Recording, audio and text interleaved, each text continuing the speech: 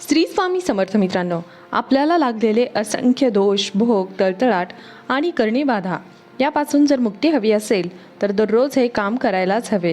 हे काम केल्यामुळे आपल्याला लागलेल्या सर्व दोषातून आपली मुक्ती होते आणि आपल्याला ईश्वराची प्राप्ती होते. आपल्या घरी असलेले सर्व भोग, दुःख, कष्ट दूर होते आणि आपल्याला अखंड लक्ष्मीची प्राप्ती होते. आपल्याला सर्व सुखाची प्राप्ती होते. तसेच आपल्यामध्ये असणारी वाईट ऊर्जा मंदिरातील कळसाद्वारे बाहेर पडते आणि आपल्यामध्ये असणारे वाईट विचार चांगल्या विचारांमध्ये बदलतात आणि आपल्या भोवती सतत दैवी शक्तीचे एक वलयचक्र निर्माण होते. नियमित मंदिरात जाऊन आपल्याला असेच असंख्य फायदे मिळू शकतात. ते कसे या व्हिडिओमध्ये आपण पाहणार आहोत. प्रतिदिन देवपूजा केल्याने आणि मंदिरात जाण्याने खूपच फायदेशीर ठरतं. हे 35 लाभ मंदिरात दररोज जाण्याने व्यक्तीच्या जीवनात अनेक आमूलाग्र बदल होतात. मंदिरात जाण्याने एकच नव्हे तर अनेक लाभ मिळतात. तसेच दररोज देवपूजा केल्याने, भगवंतासमोर हात जोडून बसल्याने हे 35 लाभ मिळतात. अनेकदा असे पाहण्यात आले आहे की लोक मंदिरात जाणे पसंत करतात. काही जण आपल्या मनाला शांत करण्यासाठी तर काही जण देवाची पूजा करण्यासाठी जातात. लक्षात घ्या, मंदिर याचा अर्थ असा होतो की मनापासून दूर असलेले स्थान, जिथे आपण आपले सर्व आधी व्याधी, दुःख, यातना आणि मनातील वाईट विचार दूर ठेवून शांतपणे भगवंताच्या चरणांकडे आपण लीन होतो. अशी जागा म्हणजे मंदिर. अशा वेळी काही वेळ डोळे बंद करून मौन राहणे अत्यंत लाभदायक ठरते. लोक मंदिरामागे लपलेले विज्ञान आणि अध्यात्म जाणत नाहीत.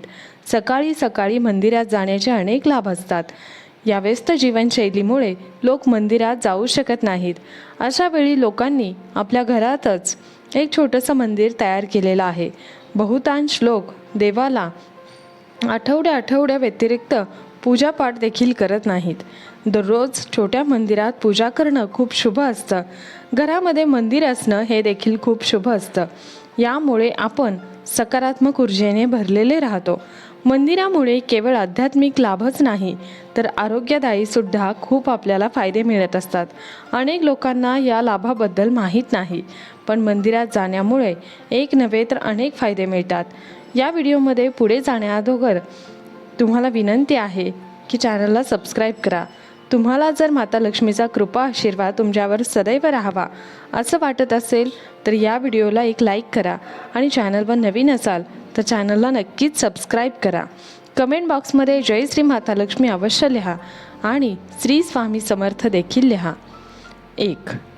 जर आपण दररोज मंदिरात जात असाल तर आपल्या जीवनात येणाऱ्या अशा घटनांपासून वाचू शकतो ज्या आपल्या जीवनात अचानक घडणार असतात. जसे की अपमृत्यू, अपघात, हत्या, आत्महत्या यासारख्या नकारात्मक गोष्टी तुमच्या आयुष्यातून दूर राहतील. नंबर 2. मंदिरात जाणाऱ्या व्यक्तीच्या मनात भरपूर सकारात्मकता आणि आध्यात्मिक बळ असते, ज्यामुळे त्याच्याजवळ नकारात्मक ऊर्जा देखील येत नाही. भूत, पिशाच किंवा प्रेत यासारख्या नकारात्मक ऊर्जा जवळ देखील फिरकत नाहीत. मंदिरात जाणाऱ्या व्यक्ती निर्भय जीवन जगतो. नंबर 3. जर आपण दररोज मंदिरात जात असाल तर कोणत्याही प्रकारचा ग्रह आणि नक्षत्रांचा वाईट प्रभाव आपल्यावर कधीही होत नाही. गृहबाधांपासून आपली मुक्तता होते. मंगळ दोष, शनी दोष किंवा इतर कोणत्याही ग्रहांची बाधा, साडेसाती किंवा राहूची महादशा सुरू असेल तर घाबरण्याची गरज नाही. नंबर 4. मंदिरात जाऊन आपण मंदिराचे नियम पाळतो. व्रत, उपवास आणि पूजापाठांवर विश्वास ठेवतो. विचारपूर्वक आहार विहार करता तर आपल्याला कोणत्याही प्रकारचा रोग किंवा आजार होणार नाही. नित्यनेमाने हनुमान चालिसाचा पाठ करावा हे मात्र आवश्यक आहे. नंबर 5. मंदिरात जाऊन मनात विश्वास आणि आत्मबळ निर्माण होते, ज्यामुळे मनात कोणत्याही प्रकारचे दुःख किंवा शोक राहत नाही. व्यक्ती सर्व परिस्थितीत संभाव्य ठरतो. संभाव्य म्हणजे ना तर तो भावनांच्या आहारी जातो ना जास्त कठोर होतो. प्रत्येक परिस्थितीत त्याच्यासाठी सामान्य असते. तो संतुलित राहतो. नंबर 6. मंदिरात गेल्याने व्यक्ती योग्य अयोग्य या गोष्टी समजतो. कोणत्याही प्रकारच्या फालतू भांडणात अडकत नाही. रस्त्यावर पडलेले दगड किंवा खड्डे पाहून आपण अगोदरच गाडी जशी वळवतो तसे तो व्यक्ती अगोदरच समजूतदारपणे खड्ड्यांपासून वाचवतो. नंबर 7. मंदिरात जाणाऱ्या व्यक्तीचे कोणतेही शत्रू वाईट विद्या वापरून त्या व्यक्तीचे काहीही बिघडू शकत नाहीत. अनेक व्यक्ती आपल्या कृती आणि वर्तनाने लोकांना नाराज करतात. यामुळे त्यांचे शत्रू वाढतात. दुर्बल शत्रू नेहमी समोरून लढत नाही तर ते पाठीमागून लढत असतात. अंधश्रद्धेच्या श्रेणीत येणारे असे लोक मंदिरात जाणाऱ्या लोकांचं काहीही बिघडू शकत नाहीत. मंदिरात जाणाऱ्या व्यक्तीच्या जीवनात कधीच असे संकट येत नाहीत. तो कर्जात बुडेल. थोडं कर्ज असेल तर काही हरकत नाही. कर्ज देखील विचारपूर्वक घेतलं जावं. जर ते जास्त असेल तर त्याच्या परतफेडीचे मार्ग निश्चितच मंदिरातून मिळतात. मनात मंदिरावर विश्वास असेल तर या अडचणीपासून आपल्याला मुक्ती मिळते. जर आपण बेरोजगार असाल आणि आपला व्यवसाय चालत नसेल तर निश्चितच आपण दररोज मंदिरात जावे. आपल्याला लवकरच यशप्राप्ती होईल. तथापि जो मंदिरात जाऊन प्रार्थना आणि पूजापाठ करतो त्याच्याजवळ अशा समस्या राहतच नाहीत. जर असे काही असेल तरी देखील तो मनावर ताण न घेता कर्म करत राहतो आणि शेवटी यशस्वी होतोच. 10. अनेक लोकांना अनावश्यक भीती आणि चिंता सतावत राहते, ज्यामुळे ते तणावात राहू लागतात. त्यांना तणावात राहण्याची सवय देखील लागते, ज्यामुळे व्यक्ती अनेक प्रकारच्या आजाराने घेरला जाऊ शकतो. पण मंदिरात जाणाऱ्या व्यक्तीच्या मनात आणि मेंदूत हे सगळं राहत नाही.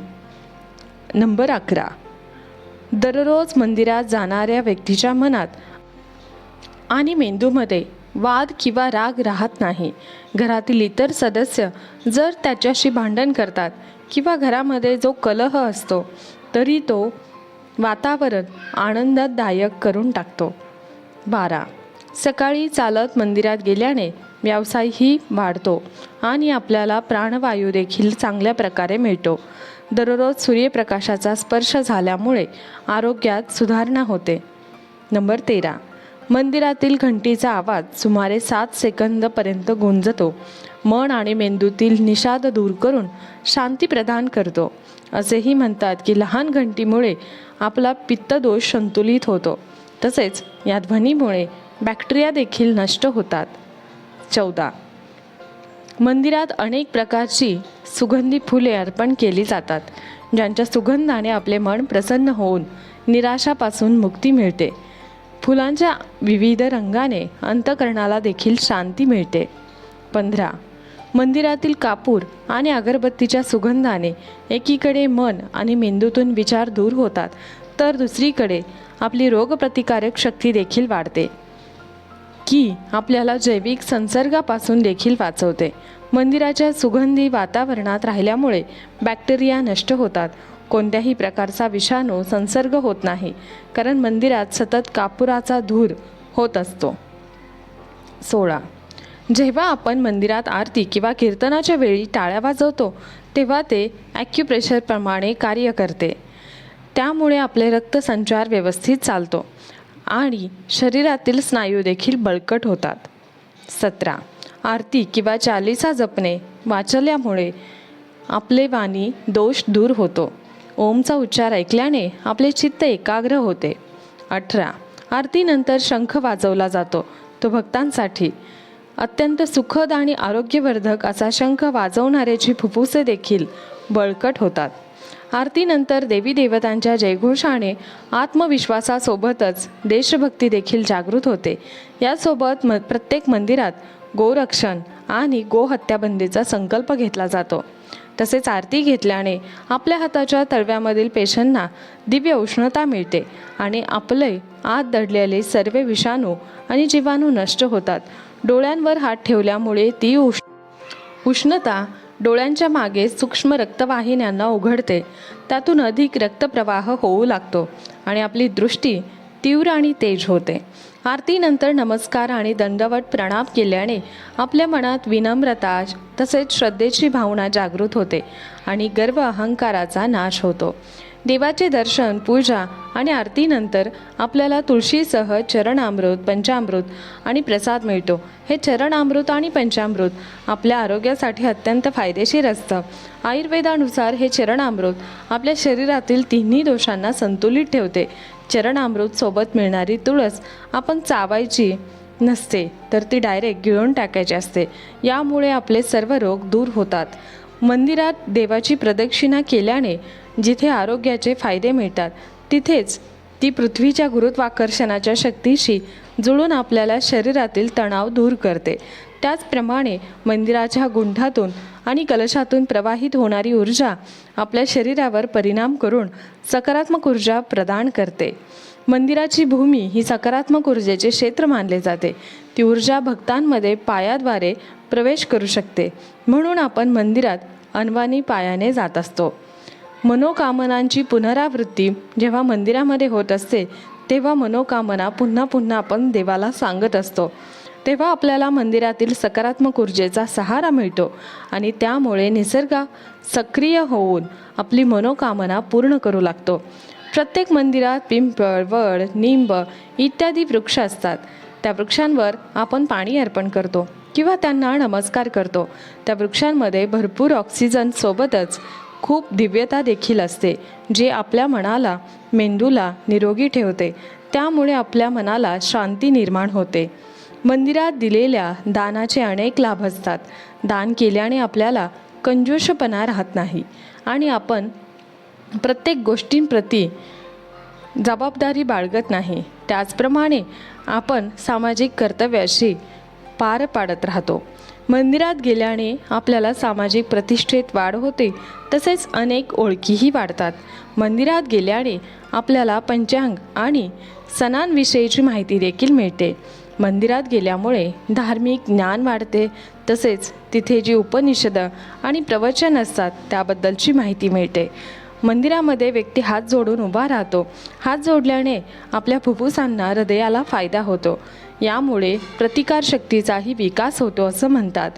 तसेच तळव्यांमध्ये आणि बोटांमध्ये असलेल्या बिंदूवर दाब पडतो, ज्या शरीरातील अनेक इतर अवयवांशी जोडलेले असतात. त्यामुळे त्या अवयवांचा ऊर्जेमध्ये संचार होत असतो. दररोज मंदिरात जाऊन व्यक्ती आपल्या कपाळावर किंवा दोन्ही भुवयांच्या मध्ये चंदन किंवा केशराचा टिळा लावतो. तर हा टिळा लावल्याने आपल्याला शांततेचा अनुभव होतो, एकाग्रामध्ये वाढ होते आणि आपल्या मागे आत्म्याचे निवासस्थान असते. आज्ञाचक्र आणि सहस्रचक्र यामध्ये असलेल्या बिंदूवर आत्मा वास करतो, जो निळ्या रंगाचा असतो. आत्मा म्हणजे आपण स्वतः. चंदन लावण्याचे आध्यात्मिक लाभ देखील मिळतात. प्रार्थना करणारी व्यक्ती मंदिराच्या ईश्वर माध्यमांशी जोडून ईश्वर व दैवी शक्तीपर्यंत पोहोचवू शकतो. देवता ऐकणारे आणि पाहणारे असतात. दररोज केली जाणारी प्रार्थना देवतांवर प्रभाव टाकू लागते. मानसी आणि वार्षिक प्रार्थनेचा आवाज आकाशात जातो. प्राथमिकतासोबतच जर तुमचं मत खरं असेल आणि निष्पाप असेल, तर देव तुमचं लवकरच ऐकतो आणि आपली प्रार्थना, इच्छा पूर्ण केली जाते. दुसरा पैलू म्हणजे प्रार्थना केल्याने मनात विश्वास आणि सकारात्मक भावना जागृत होतात, ज्या जीवनाच्या विकासासाठी आणि यशासाठी अत्यंत आवश्यक असतात. पूजा ही एक रासायनिक प्रक्रिया आहे. त्यामुळे मंदिराच्या आतल्या वातावरणाचा pH वायू द्रव मोजण्याची एकक कमी होते, ज्यामुळे व्यक्तीच्या pH लेवलवर परिणाम होतो. ही एक रासायनिक प्रक्रिया आहे, जी शरीरातील रसायनशास्त्र बदलते. हीच प्रक्रिया आपले रोग बरे करण्यास सहाय्यक ठरते. औषधांद्वारे देखील हाच परिणाम करून आणला जातो, जो मंदिरात गेल्याने होत असतो.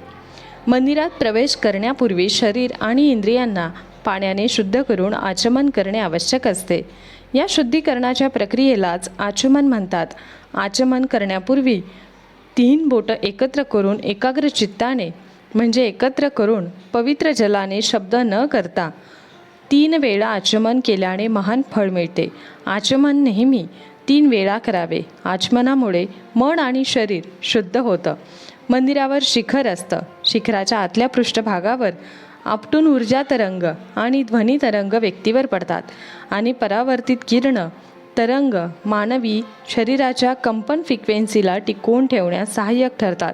व्यक्तीचे शरीर अशा प्रकारे हळूहळू मंदिराच्या आतल्या वातावरणाशी सुसंगत होत जाते. अशा प्रकारे मनुष्य अपरिमित सुखाचा अनुभव घेतो.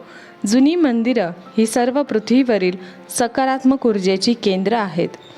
मित्रांनो, तुम्हाला हा माहितीपूर्ण व्हिडिओ आवडला असेल तर व्हिडिओला एक लाईक नक्की करा आणि चॅनलला सबस्क्राईब करून आम्हाला प्रोत्साहित करा.